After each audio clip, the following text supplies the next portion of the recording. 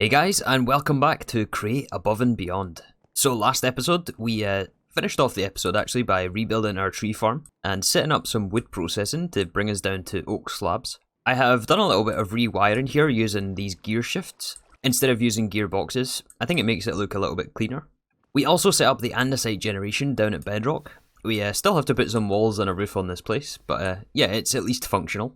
So our first goal for this episode is to finish processing these oak slabs, and hopefully be able to unlock the last quest in chapter 1 here.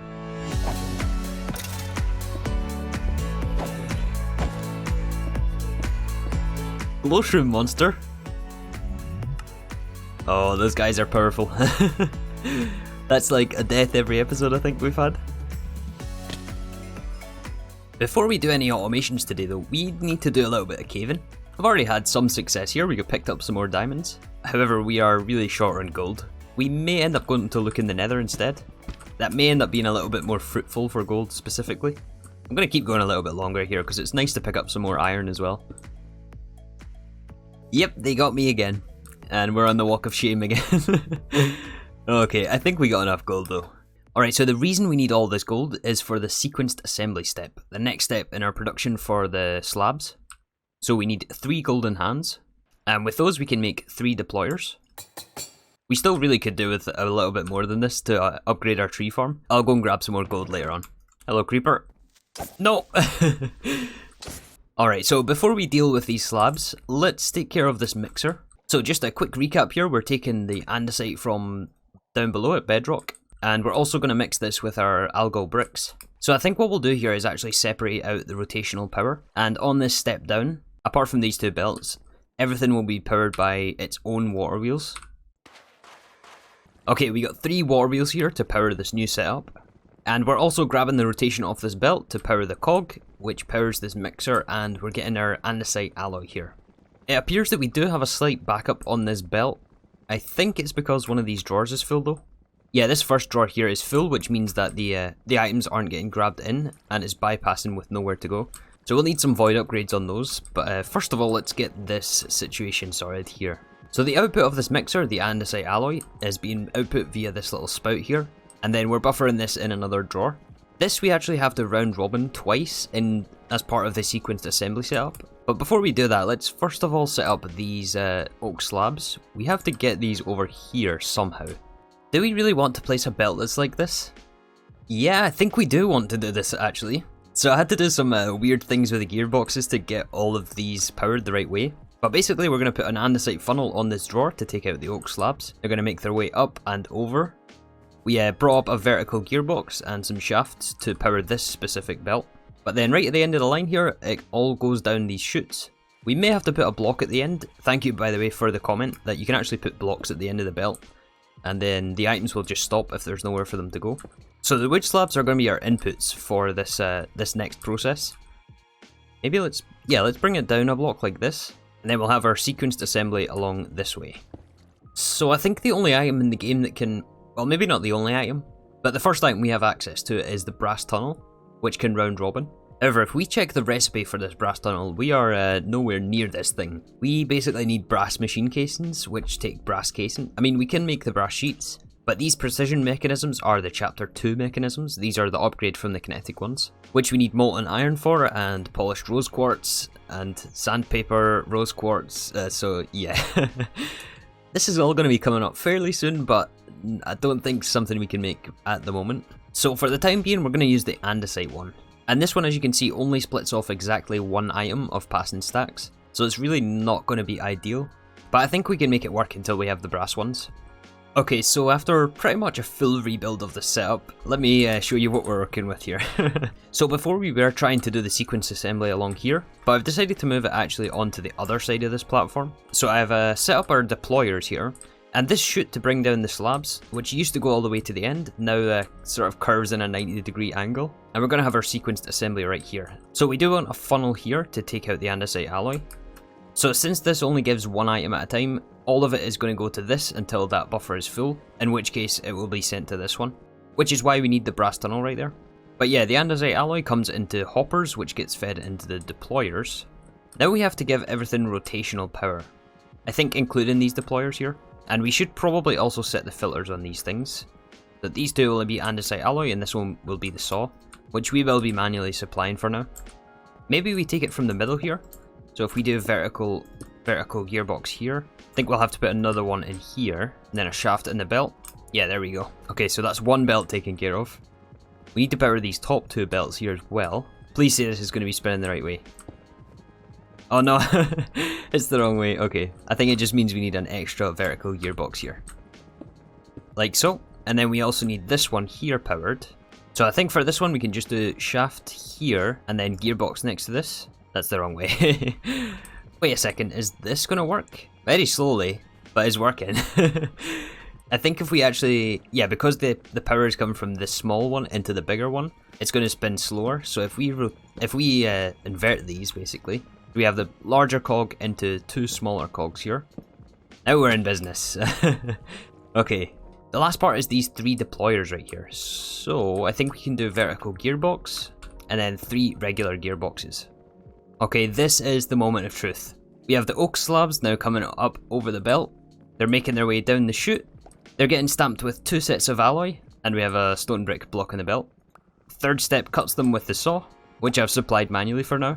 And look at this, guys. Kinetic Mechanisms automated. Wow, I'm not going to admit how long this took me to rebuild. I've went through so many configurations of this thing. But yeah, I think with this drawer we don't have to worry about the void upgrades. If there's nowhere for this to go, it will just all back up, which is fine. I mean, if we fill a full drawer of Kinetic Mechanisms, I'll be very surprised. We are going to have to fix these ones though, which means gathering quite a lot of obsidian. And without Vein Miner, this is very painful. At least we have the hammer, right? Actually, I didn't even check. Is this upgrade default recipe? Yes. Okay, so void upgrade for these 3. And I don't think there's anything else in our factory yet that we want to void upgrade. So yeah, we will have to unblock this manually. And while I was down there, I did also turn on the extra 3 andesite generators which weren't on before. I mean, not that we really need them. Our andesite production was already okay. Okay, now we got a smooth belt of items here. No more jams. And also almost 4 stacks of Kinetic Mechanisms. Alright, so I have been doing quite a bit of digging here in our base. You can see we have a lot more space to work with here. Don't mind that death marker right there. But yeah, I generally just clean things up around here, tried to make it look a little bit better on the things we've built already. I did also speed up this water wheel with a double gearbox, so things around here are moving a bit faster. Although after doing some more testing and monitoring this thing, this tunnel doesn't work the way I first thought it would, since there's only ever one item at a time going through this belt. So we will definitely have to get the brass tunnel for this to work. So taking a little look at our quest book here, if we look at the chapter 1, well, we can actually tick off andesite alloy. We can also unlock this saw quest. I did batch craft a few of these. Yeah, I filled the hopper full of iron saws. Let's pick those up for the quest, and we can check off Kinetic Mechanisms. Just need to grab an andesite machine here to finish out the quest. So now taking a look at the overview, we actually have 2 options here. We can go straight for chapter 2, or we could automate rubber. And I'm leaning towards getting this rubber first. You know what, let's check off chapter 2 so that it unlocks in the quest book. Let's just have a little peek here just to see what we're working with. Yeah, so down here is our brass machines. It looks like we've got quite a ways to go before we can get there. So to make our rubber here, we're going to be using this for belts and also some more machine casings, I think, of some sort. But to make this stuff, we have to compact this with, ideally, resin, which we can get from arboreal extractors. And one thing I do want to test here, I've made up 12, that may be a little bit overkill. But one thing I want to test is, can we extract this thing from user-placed logs? I.e., does it have to be a naturally grown tree? The information tab here says it extracts fluids from adjacent trees, which kind of suggests it has to be naturally grown trees. And it doesn't look like we're getting any resin from this. Okay, well, one more thing I want to test here is, can we actually grow a tree and then chop out the top half of it so that we can keep this nice and compact and we don't have to have huge trees in our factory? Like, since this was naturally grown, I don't know if the logs themselves contain NBT tags. Okay, are we going to get any rubber this way? Looks like the answer to this question is no, we're not. We're only getting resin from this one here. So with that in mind, hello creeper. So I've hooked up our 5 trees that we're going to go for here. We will need a few more arboreal extractors for this. But this is actually going to be the first time we're handling fluids with Create. So there is these fluid pipes here that we can use. And I guess we can hook all these up through the middle.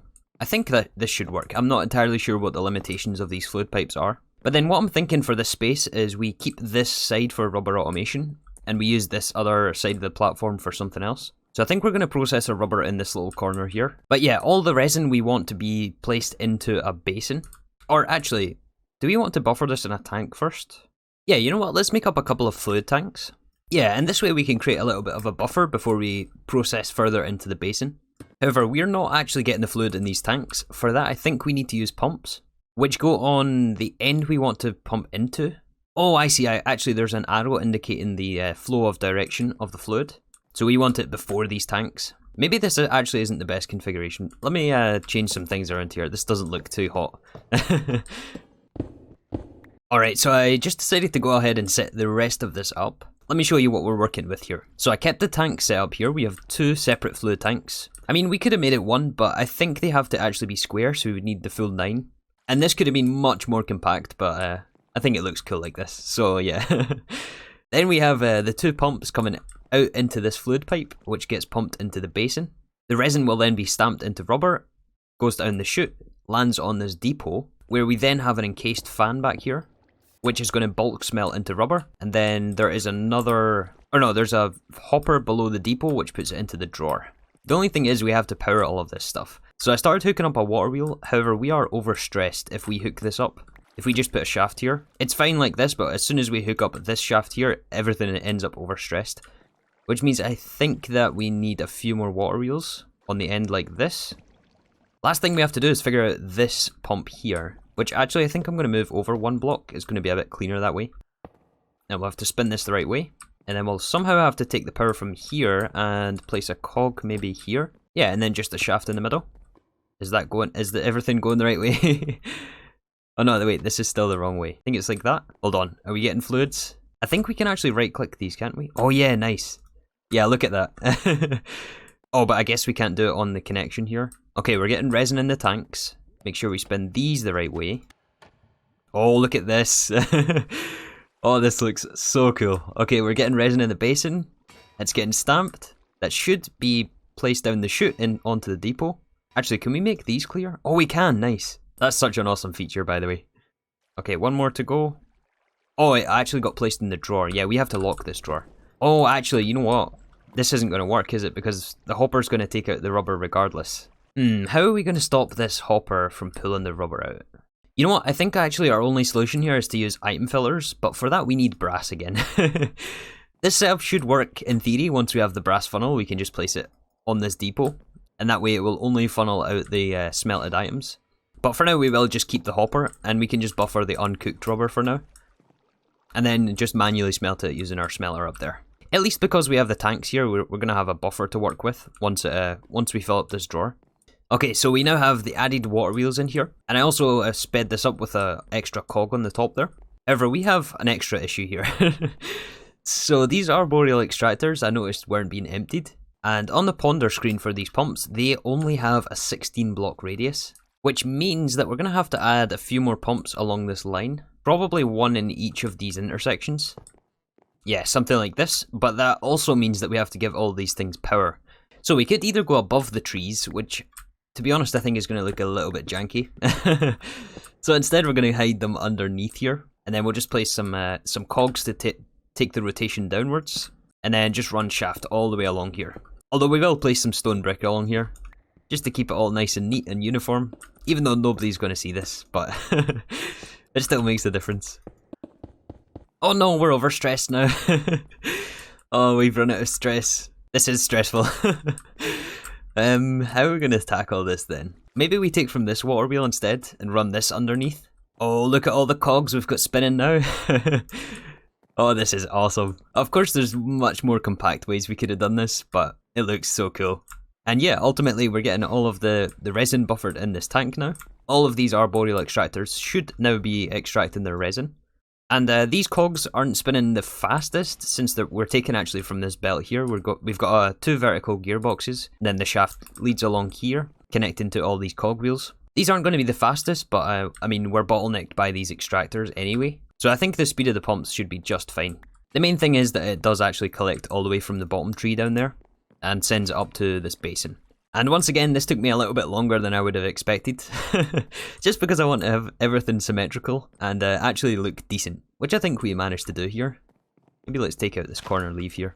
So with rubber successfully automated, we can check this off in our quest book. But then if we smelt up the rest of our rubber here, we can then upgrade our kinetic mechanisms into the sealed versions. And then we surround these with some copper casings, which is just some copper sheets really. We can get copper machines. And that now fully completes chapter 1. Wait a sec, what is this? Just some information, okay. Now we've completed chapter 1. Okay, so it makes sense at this point to look into chapter 2. However, we haven't really talked about any of this trading system that's actually in this pack. But basically there is some of these repeatable quests, which mainly give us these silver coins. And the silver coins, we can actually come over to this shipments tab, and we can buy or trade the coins for all of these materials. I mean, there's actually some really decent stuff in here. So this is absolutely something we're going to want to automate. And the way we do that is via shipments. However, to actually build all of the contraptions and farms that we're going to need, are actually short on iron again. And also gold. There is a solution to this. So before we look into any of the shipments, we're going to start on chapter 2. This is actually going to have a double benefit for us. So if we look at this quest over here, known in the business as the iron generator. But if we build a cobblestone generator, then send all of our cobblestone through a millstone, we can get gravel this way. Then if we bulk wash the gravel, we can actually get a chance at iron nuggets. It's only 12%, but I didn't actually realise this before. This is, I mean, free iron.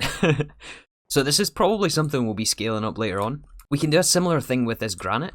So if we smelt this into regular granite, I think, then mill this into red sand and wash this, we can get actually gold from this. Which is awesome, and something I wish I knew earlier. But I think we'll actually set all of that up over on this side next to our rubber production. So the plan is to have 2 cobblestone generators right here. Actually, maybe let's move this in 1 block. Again, we want things looking symmetrical. Also, you guys suggested last episode that we use some of these dark oak windows from Create. Or not just specifically dark oak, but I think we'll go for dark oak since that's what we're using everywhere else. Yeah, I don't really know about the use of these things right here. Maybe elsewhere, but I'm going to use regular glass right here. Okay, so here is what I'm thinking. We have the iron processing on this side, and we have gold here. The only trouble is we have to get our granite over, but we can deal with that later. Now we have to think about rotational power for all this stuff. We have to power these miners up here. I'm not really sure, by the way. Maybe you guys can comment some suggestions on this. If it's best to do localized power sources, or if we should have like one central water wheel, like a million of them somewhere, and then route that to everywhere we need it. I'm not really sure if that's going to be a viable solution or not, or if we should just keep doing little isolated setups like this. Wait a minute, that's not how you Minecraft. This is an obsidian generator. Okay, stone is being generated. We need one more lava source, but that requires going to bedrock. And going through the bubble column means picking up like stacks and stacks of andesite. So alright, so that gets placed into the 2 hoppers, onto the chute, onto the belt. Now we have to send these through millstones. So you know what, actually maybe instead of going from the chute, we go straight into the millstone from these hoppers. Although, can we point hoppers? Oh, there's going to be a spillage on here. Yeah, I basically want these hoppers pointing into these millstones. Next we have to give these things power as well. Okay, I moved it all up a block, and we have a big spaghetti of cogwheels here. Okay, there's the hopper for the drawer.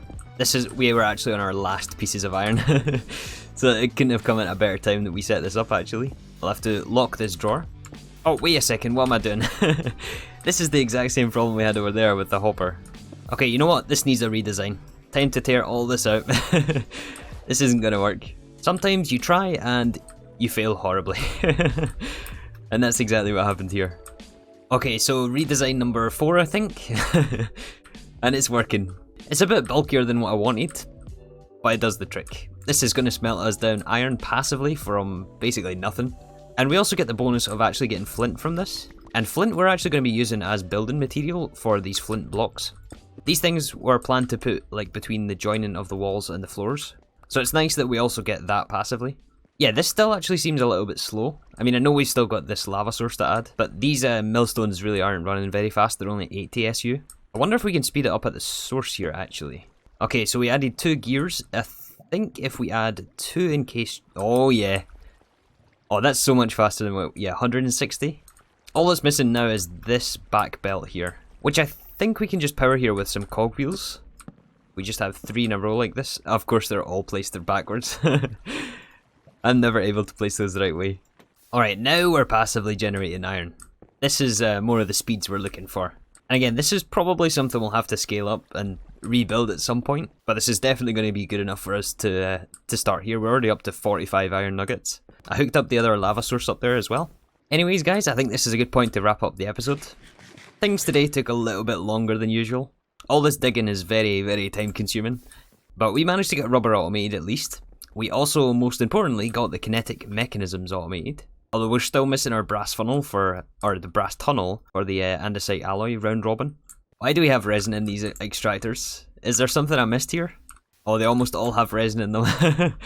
Wait a sec, the back ones don't. Do we just have one of these things configured wrong? Okay guys, problem solved, I think. So I've done a little bit of rewiring here. Yeah, these are starting to empty out now, good. Okay, so basically I think what was happening was, because all of these networks were connected together, and we had the fluid pumps in between, the fluid was actually being sent inside the arboreal extractors. And so because there was still space in the extractors... Oh, hold on. We still got a jam here. Oh no, it's because the pipe's full, that's fine. That should eventually clear. But now all of the trees are separated, and we're now going into a main central line here, which has a pump on the middle where the cogs come up. So that fluid can only ever flow this way, and it can't ever go backwards. At least that's the theory anyway. But yeah, that is going to do us for today. Thank you again for watching, and I'll see you all soon for some more Create Above and Beyond.